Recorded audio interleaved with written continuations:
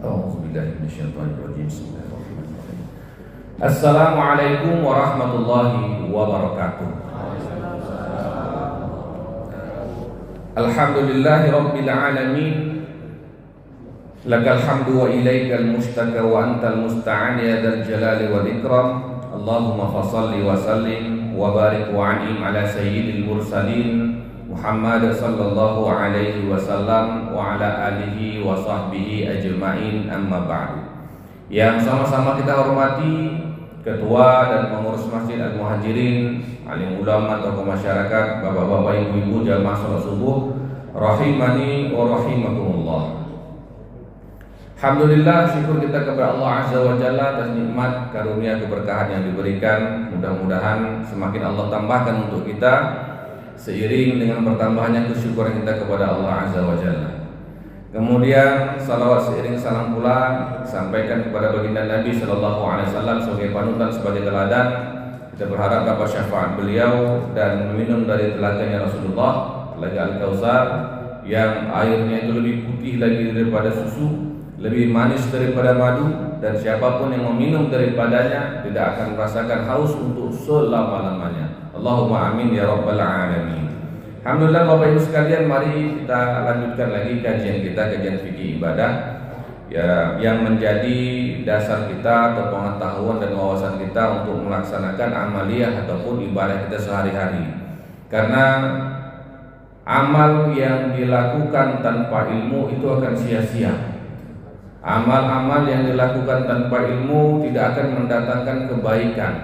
Amal yang dilakukan tanpa ilmu ini tidak akan sampai kepada Allah Subhanahu wa taala. Kenapa? Karena setiap amal ibadah itu dia ada kriteria, ada syarat-syarat sahnya, ada rukun-rukun yang memang harus dipenuhi. Kalau syarat sahnya tidak terpenuhi, rukunnya tidak terpenuhi, maka memang amal ibadah itu tidak laku ya. Walaupun misalnya seseorang sholat dia setiap hari 1000 rakaat, kita katakan 1000 rakaat dia sholat, tetapi wudhunya tidak sah.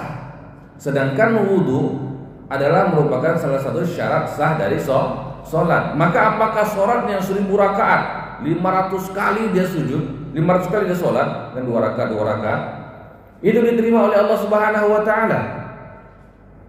Diterima atau enggak? Enggak, kita harus yakin mengatakan tidak. Kenapa?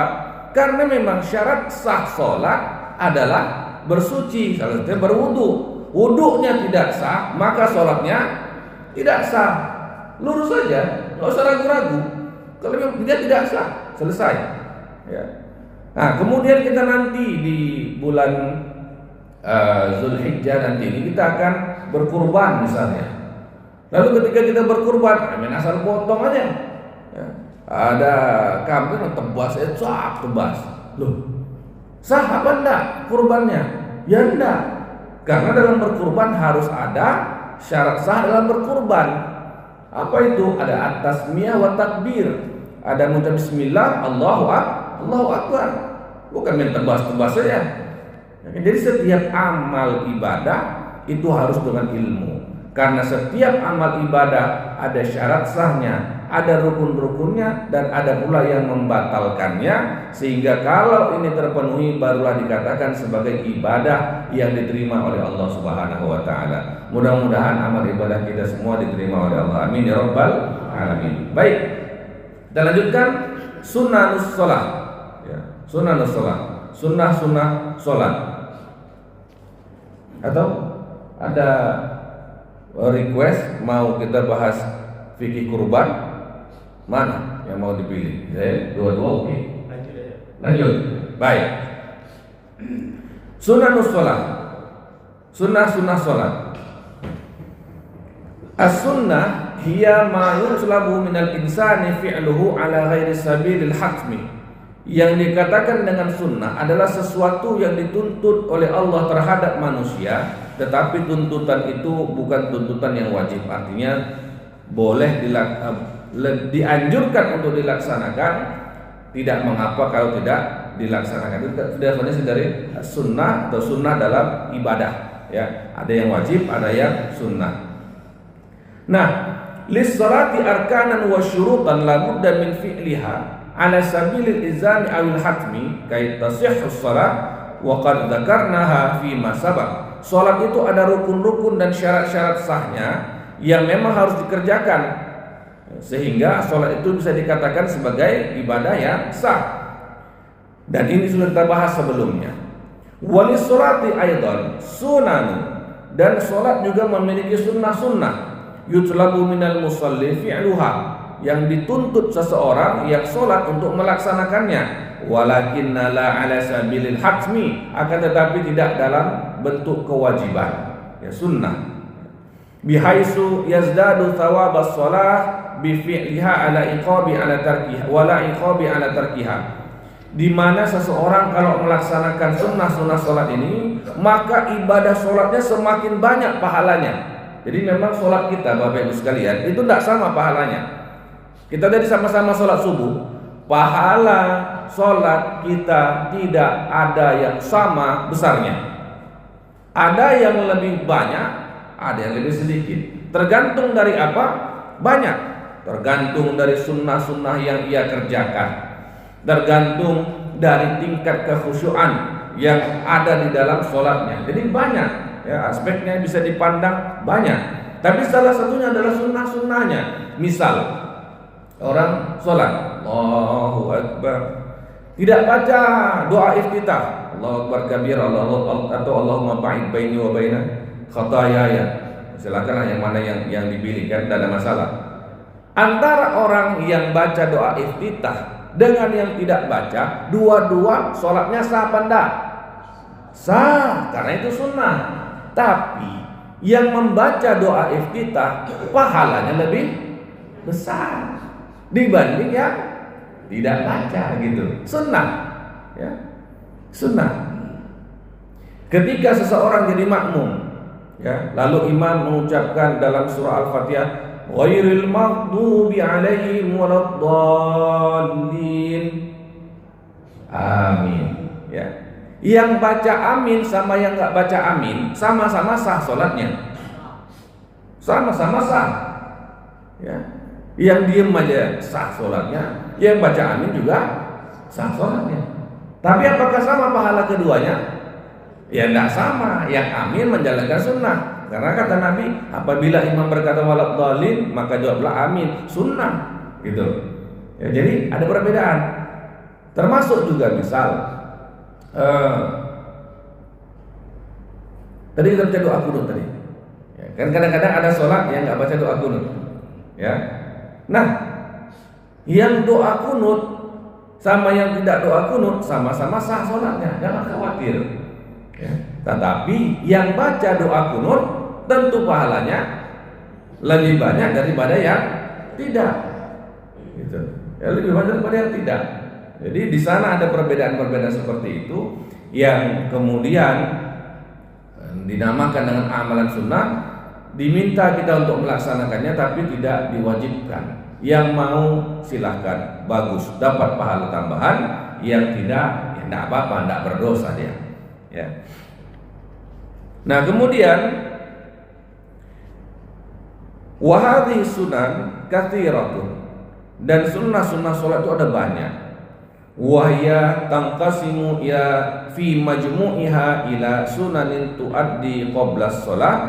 Sunnah itu ada banyak, yang secara rangkumannya itu ada sunnah yang dikerjakan sebelum sholat, wa sunanun tuaddi fi asna'iha, sunnah yang dikerjakan ketika sholat, wa sunanun tuaddi aqbuha, dilaksanakan setelah sholat.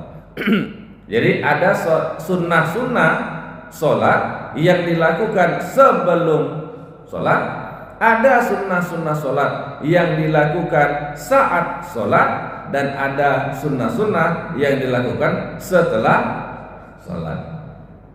Nah, itu ada banyak. Maka yang pertama, as-sunanul lati tuaddi qabla sholat, sunnah-sunnah yang dilaksanakan sebelum sholat. Ya.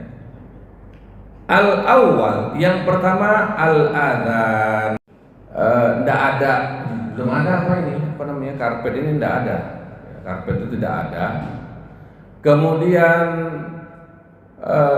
tidak ada pembatas apapun di sana dan tidak ada atapnya. Jadi seperti mirip kayak lapangan, tapi ada patok-patok ataupun tiang-tiang saja, tiang dari kayu gitu untuk menandakan bahwa ini area masjid.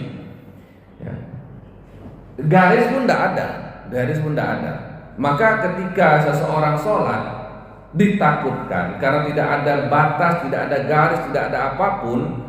Takutnya ketika orang sholat nanti orang bisa lewat di hadapannya gitu, disangka jalan kan. Maka sangat dianjurkan memakai sutra. Sutra itu pembatas, ya, pembatas untuk diletakkan di hadapan begini sehingga orang tahu bahwa kita sedang sholat. Ya. Sutra pada masa dulu biasa orang pakai kayu, sahabat pakai kayu itu dipacokkan ke tanah itu, itu. Ataupun kadang-kadang sahabat ada yang megang tombak, itu tombak kan depan tutup. Gitu. Ya, kalau kita bagaimana Ustaz? Ya kalau kita lihat kondisi di tempat masjid kita, kalau ada sutra silakan pakai sutra itu, pembatas tadi itu. Ya, kalau tidak ada ya udah ambil saf paling depan. Saf paling depan sudah ada sutranya, yaitu dinding. Kalau zaman Nabi kan nggak ada dindingnya, walaupun kita berada di saf paling depan, ya di saf paling setelah saf paling depan ya jangan orang lewat-lewat gitu. Maka harus pakai sutra, ya sebaiknya pakai sutra. Kalau kita sekarang nggak mesti. Kemudian yang kedua, ketika kita sholat seperti ini, masjid kita ini sudah ada batas-batasannya, batas-batas sholatnya. Dan ini sudah masuk bagian dari sutra itu sendiri. Dan yang ketiga, yang namakan sutra itu pembatas antara laki-laki dan perempuan. Nah ini dia, pembatas laki-laki perempuan. Nah, jadi sudah bagian dari sunnah. Ya, alhamdulillah.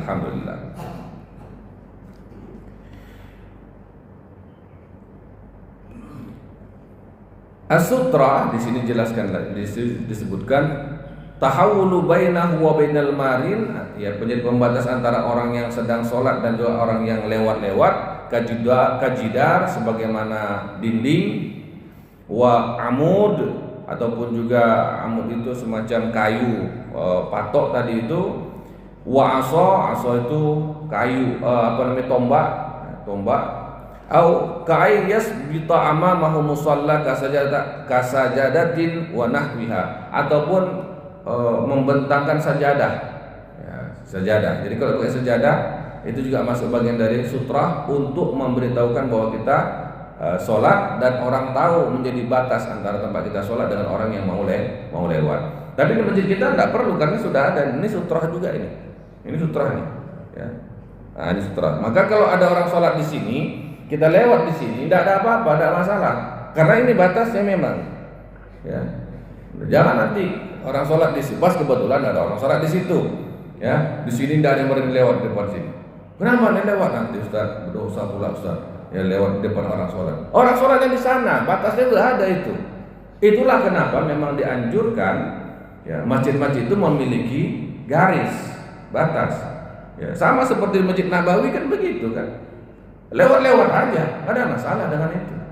Nah, hanya saja memang lebih elok lagi kalau memang kita mau sholat, carilah saf paling depan supaya kita pun nggak terganggu kekhusyuan kita gitu.